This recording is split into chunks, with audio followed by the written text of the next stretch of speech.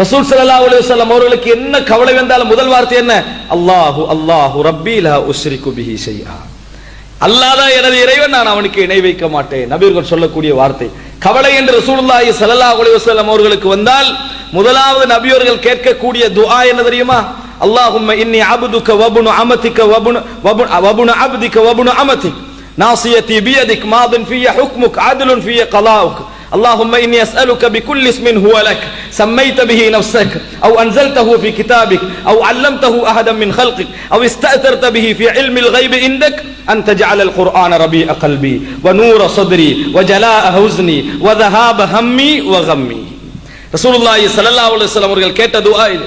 எப்படி கேட்பார்கள்? யா அல்லாஹ், உனக்குள்ள அனைத்து பெயர்களையும் கொண்டு கேட்கிறேன். உனது அடிமையான நான் கேட்கிறேன். உனது அடிமையின் மகனானவன் கேட்கிறேன். உனது அடிமை பெண்ணின் மகனானவன் கேட்கிறேன். எனக்குள்ள அனைத்து சோகங்களை நீ தீர்க்க வேண்டும்.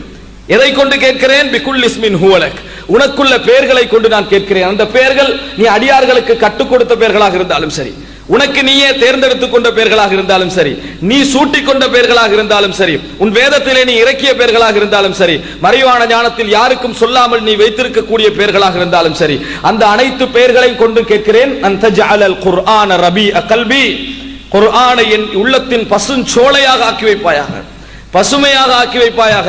வநூர சத்ரி, என் இதயத்தின் ஒளியாக ஆக்கி வைப்பாயாக. வஜலாஅ ஹுஸ்னி, என் கவலையை போக்கக்கூடிய உண்டாக ஆக்கி வைப்பாயாக.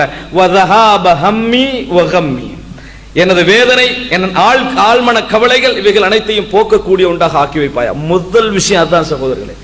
கவலைகள் எல்லாவற்றுக்கும் வடிவம் ஒன்றுதான், சந்தோஷங்கள் எல்லாவற்றுக்கும் வடிவம் ஒன்றுதான்.